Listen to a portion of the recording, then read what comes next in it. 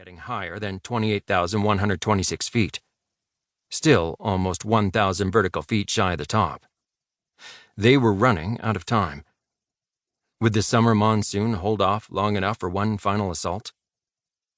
The youngest member of the British team, Andrew "Sandy" Irvine, had taken ill. He was suffering from diarrhea and a face badly burned and chapped by the strong sun and relentless wind. And yet when George Mallory, the team's best climber, invited Irvine to join him for the last go at the summit, he rallied. Equipped with the newfangled oxygen sets that Irvine had been tinkering with for weeks, the pair set off from a high camp on the morning of June 8th. Later that day, a teammate spotted them going strong for the top, high on the northeast ridge. They were never seen alive again. Ever since that doomed expedition, all climbers who challenge Everest have faced the unforgiving and brutal realities of the peak.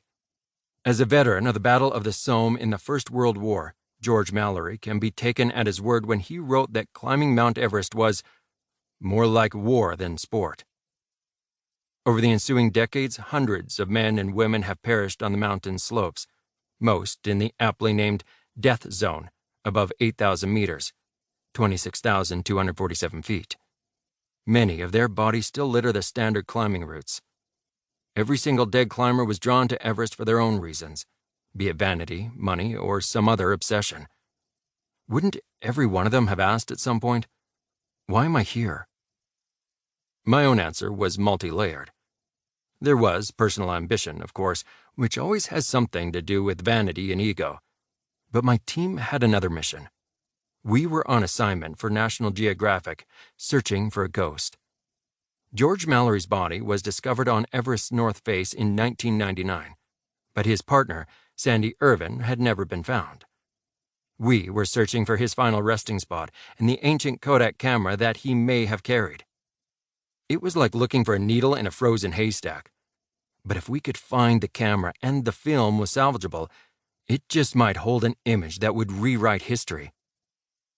I know, it sounds crazy. We weren't the first to do this.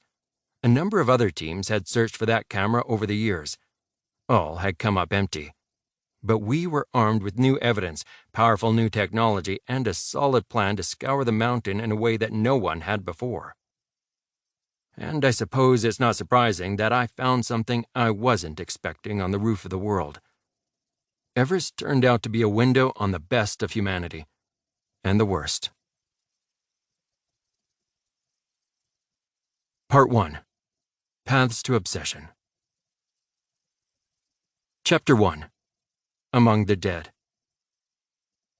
The body lay face down and partially embedded in the gravel, as if it had fallen into a slab of wet concrete.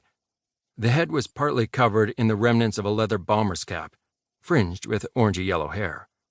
Much of the drab, earth-tone clothing had long ago been torn away by the wind, but bits of fabric still clung to the arms and around the waist. The entire back was exposed, the skin so clean and virgin white it looked like a marble statue.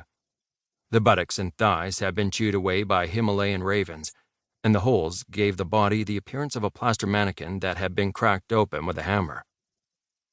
There were obvious signs of suffering. The arms were outstretched, long thin fingers clawed into the slope. The backs of the hands were the color of leather, in stark contrast to the rest of the skin, which had no color at all. The right foot, inside a leather hobnailed boot, was bent at an unnatural angle, where the leg had been broken above the boot top. The left leg was crossed over the right, as if protecting the injured limb. This small, undeniably human gesture is what struck me most. Whatever had happened to this climber, it seemed he arrived at his final resting place, conscious of his plight. I looked over at my 12-year-old daughter Lilla, sitting next to me in the lecture hall, gripping the armrests of her seat. I put my hand on top of hers. "Are you okay?" I whispered. She looked up at me with a blank expression and nodded slightly. I hadn't known this slideshow would be R-rated, and I realized this must be the first time she had seen a photograph of an actual dead body. I was familiar with the photo. It had made the rounds on the internet when this long-lost climber, George Mallory, had been discovered high on the north face of Mount Everest almost 20 years earlier. Standing on the stage between a mannequin wearing a yellow one-piece down suit and an orange tent,